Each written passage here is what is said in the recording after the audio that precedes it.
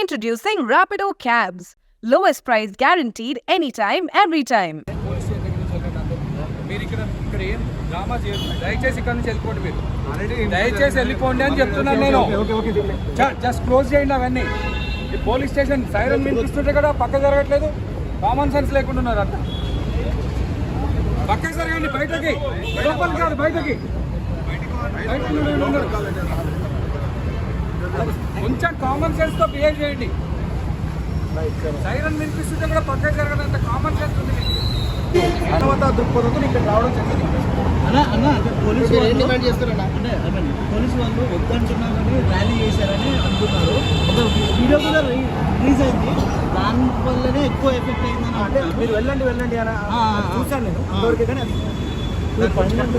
ఎంతవరకు కరెక్ట్ అంటారు? అంటే ఒకవైపు నుంచి చట్టాన్ని నేను గౌరవిస్తూ అవును, ప్రెస్ను గౌరవిస్తూ చట్టాన్ని గౌరవిస్తూ మాత్రం నేను మాట్లాడతాను. జరిగిన సంఘటన మీకు తెలుసు.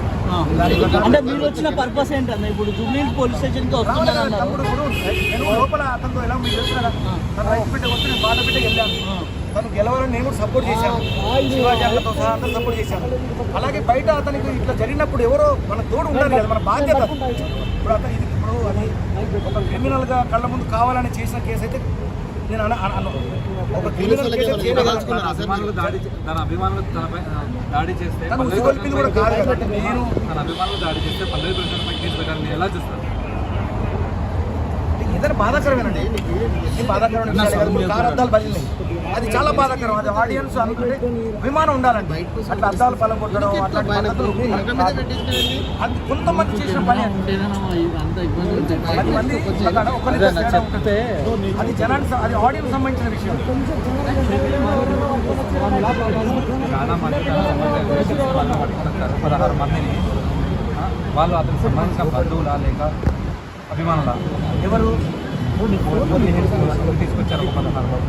ఇప్పుడు మీరు పోలీసులకు ఏం చెప్పదలుచుకుంటారు సార్? జస్ట్ నేను ఒక మానవతా దృక్పథంతో తమ్ముడుగా మన ఒక రైతు బిడ్డ, ఒక పల్లె బిడ్డ, గెలవక ఒక కామన్ మ్యాన్, ఒక బిగ్ బాస్లో ఒక గెలుపు ఇచ్చి ఇవాళ ఇంత పెద్ద పేరు సంపాదించి టైటిల్ గెలుచుకున్న వ్యక్తి, ఒక ఇండస్ట్రీలోనే ఒక రికార్డ్ సృష్టించిన ఒక వ్యక్తికి ఒకేసారి ఇలా ఎందుకు జరిగింది అనే దాన్ని స్పందించి నేను స్టేషన్కి వచ్చి వాళ్ళని గౌరవిస్తూ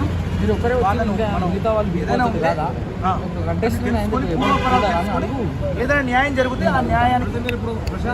సార్ బోలే చవలి గారు ఒకటి సార్, బిగ్ బాస్ సీజన్ లో చాలా మంది కంటెస్టెంట్లు ఉన్నారు, మీరు ఒక్కరే వచ్చారు, మిగతా వాళ్ళు ఎందుకు రాలేదు? అది నాకు సంబంధం లేదు కదా.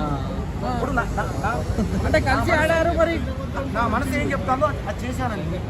కలిసి ఆడారు, మరి ఏమైనా అయితే పట్టించుకోరా సార్? అదే సార్, నేను వచ్చాను కదా. మీరు ఒక్కరే అయిపోయారు సార్, మిగతా వాళ్ళు కాదా సార్? వచ్చి నేను ఎలా చెప్తానండి, ఎవరు ఇష్టం వాళ్ళండి. అంటే ఒక కంటెస్టెంట్ కి ఏమైతే అందరూ బాధ్యులే కదా సార్, చూడాలి కదా, ఒకసారి వచ్చి చూడాలి కదా అన్న. దీని ప్రభావం వచ్చే బిగ్ బాస్ కి ఎలా ఉండబోతుంది అన్న? దీని ప్రభావము వచ్చే సీజన్ కి ఎలా ఉండబోతుంది అంటారు? కామన్ మ్యాన్ సీజన్ లోనే జరిగిన పరిస్థితి ఇప్పుడు నెక్స్ట్ సీజన్ గురించి ఎలా చెప్తాం బ్రదర్? ఈ సీజన్ లోనే ఈ పరిస్థితి మీకు తెలుసు. ఇక మనం వచ్చే సీజన్ లో అంటే ఎలా చెప్పగలుగుతాను? Okay, thank you brother, thanks. మీరు కూడా సహకరించండి అందరూ.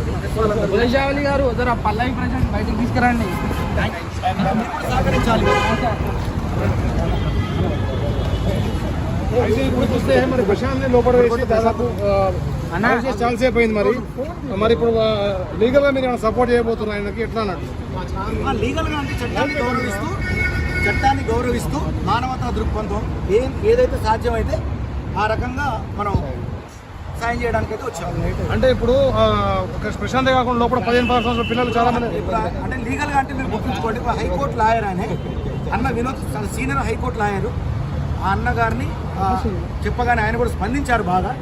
కాబట్టి చట్టపరంగా అన్ని రకాలుగా పాజిటివ్గా మేము వెళ్ళడానికి సిద్ధంగా ఉన్నాం. అంటే ఇప్పుడు 15-16 సంవత్సరాల పిల్లలు కూడా చాలా మంది లోపల ఉన్నారు, మరి వాళ్ళకు కూడా మేము సపోర్ట్ చేయబోతున్నా. అంటే ప్రశాంత్ అసలు దాని గురించి నాకు అవగాహన, ఓన్లీ నాకు ప్రశాంత్ తమ్ముడి గురించి తెలిసింది, బాధపడ్డాను, వచ్చాను, అంతే. అంతవరకు తెలుసాను. ఒక మానవతా దృక్పథంతో నేను కళాకారుడిగా నా బాధ్యతగా నేను లోపల అతనికి ప్రోత్సహించాను. ఏది అక్కడ ఆ బిగ్ బాస్ విషయానికి వచ్చి నా కళ పరంగా అతను నా కళను పంచాను. సో బయట ఇలా జరిగేసరికి నేను స్పందిస్తున్నా. ఇప్పుడు నేను బయట ఎలా ఉంటానో లోపల అలాగే ఉన్నాను, మళ్ళీ బయట కూడా అదే భావన నాది. ఆ భావనతోనే వచ్చానండి ఇది నిజం. ఒక్క నిమిషం అంటే ఇప్పుడు ఆఖరి దాకా మరి ఆయన సపోర్ట్ నిలబడతా అంటారా? నిలబడతామండి, ఉంటాం కదా, ఉండాలి కదా, ఉండాలి. రైతు బిడ్డకు కళ పెట్టాలి, పాట బిడ్డకు. అంటే ఇప్పుడు ఆయన అరెస్ట్ చేయడం అనేది మీరు ఏ రకంగా తీసుకుంటున్నారు అసలు? ఏ రకంగా చూస్తున్నారు? తెలియదండి ఇంకా అసలు తెలీదు. అంటే నాన్ బెయిలబుల్ సెక్షన్ కదా ఆయన కేసు బుక్ చేసిన అంటారు మరి.